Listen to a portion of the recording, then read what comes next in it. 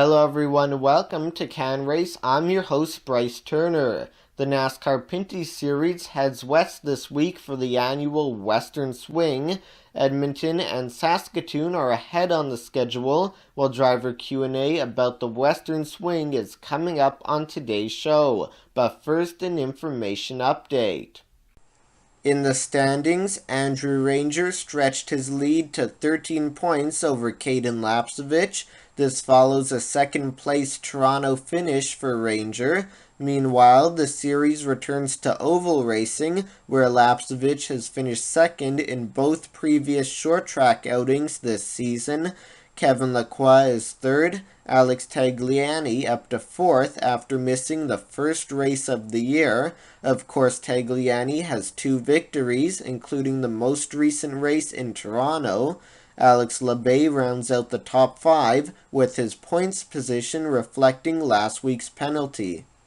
Saturday night, it's the Alberta Has New Energy 300 from Edmonton International Raceway. The event will take place at 9:30 p.m. with qualifying set for 6:05. TSN2 will air the race on July 31st at noon, RDS on August 27th at 2 p.m. all times Eastern. The race at Saskatoon's Wyant Group Raceway will follow on Wednesday, and a few of the Pinty Series drivers spoke with CANrace last weekend about the Western Swing. What are you most looking forward to about the Western Swing? A couple ovals, a couple good tight ovals that are always good to me. We've had a good couple finishes there last year. We finished second at both of them, and I think even the year before we finished second. So, gonna get out there and get a win, hopefully. It's about everything. I've never been down there, never been to the boat track, so it's gonna be a pretty good challenge. We're looking forward to know the track and get better on it. You know what? It's a big trip, big for the team, big for the driver. Nice little oval in Edmonton, nice oval in Saskatoon. So it's got to be exciting. You know, we need to survive for the one in Edmonton. And Saskatoon, I think we are pretty good to do well there. So we try hard. I think the Mopar Pencil team is pretty good today, and we hope to do well for the future. Just coming out there with lots of points. So far.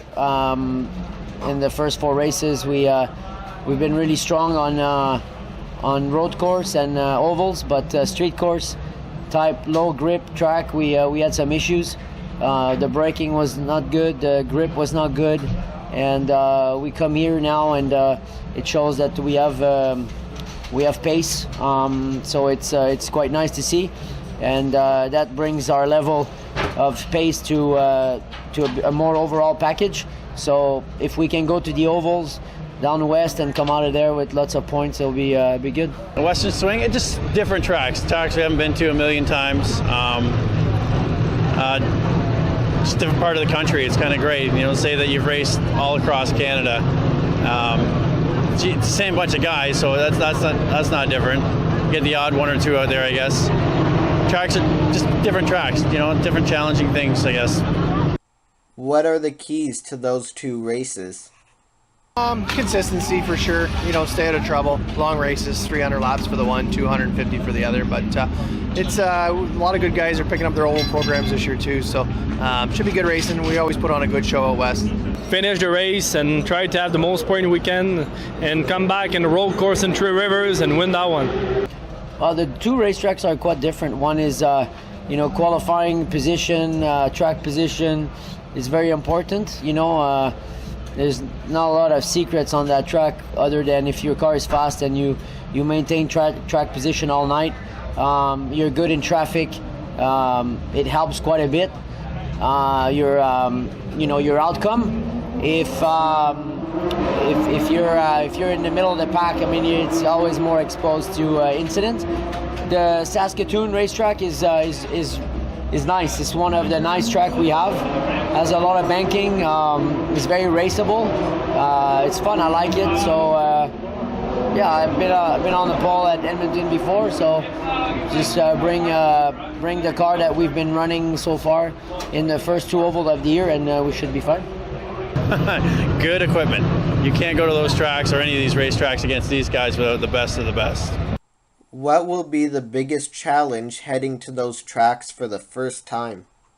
I'd say getting used to the track, probably getting at ease on it. I mean, because on the oval it's long races, so you just gotta be smooth and be fast all the way. So, how difficult is it to travel out west? It's okay. We usually fly in on Friday, and actually I'm flying in Thursday night this week, and then Saskatoon we're driving across. But travel's good. It's part of it. We've been doing it a long time. I think most of our guys have been doing it for 10 years, so we've got it down to a science. It's not too bad. I mean, we got our truck driver that's driving us. We're flying all the team together, so it's gonna be fun. It's gonna be a nice little holiday, and we're gonna have a lot of fun for sure.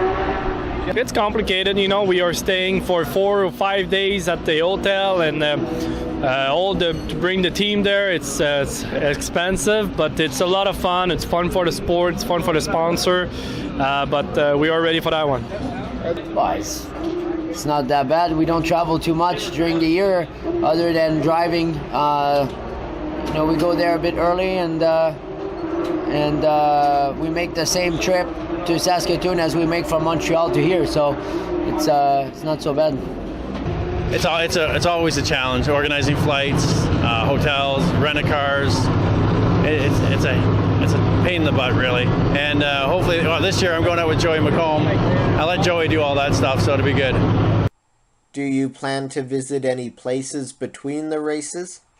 No, nothing planned, but I'm sure we'll visit somewhere. We always try to, pick out a spot while we're in Alberta or Saskatoon, and try to hit a good spot and get a good view of something different other than the racetrack. No, we're probably going to work on the cars because we got 2 races in like 4 days, so I don't know. We never know how the first night goes. So if it gets rough a bit, I have a lot of job to do on the car, or even if there's not a scratch, there's going to be a lot of mechanical stuff to do. So we're probably going to be in the shop. We visit a lot there with my family. After 5 years or 6 years, I think I visit a lot there, but maybe the mall there at the Edmonton malls, and maybe try to take a little beer with the guys and have fun. Yeah, well, all my buddies from Edmonton, like all the friends I have down there, our car owner from CANtork, been racing there for many years in Edmonton with the IndyCar, so got some good friends on there, and doing a media tour on the Friday before the race. We have a food drive that we're doing with Food Allergy Canada and EpiPen. So people that are donating non-perishable items on the way to the racetrack on Saturday, they get hats and shirts. So hopefully we'll get a lot of donations for Salvation Army local food bank, and like I said, come back with lots of points in the races. I think last time we were out there, we went whitewater rafting, and we went to the Calgary zip line. We'll probably do the same thing this time if something doesn't happen in Edmonton with the cars. Programming alert, tune into CJRU for Motorsports Monday. A new edition of the segment will air during the 9 a.m. hour, while this week will feature bonus coverage with content throughout the entire 2 hours of morning mixtape. That's this Monday between 8 and 10 a.m. on CJRU 1280 AM Toronto, or online anywhere at cjru.ca. That will do it for the CANrace Edmonton pre-race show. Check back Saturday night for post-coverage. In the meantime, thanks for watching. Have a great day.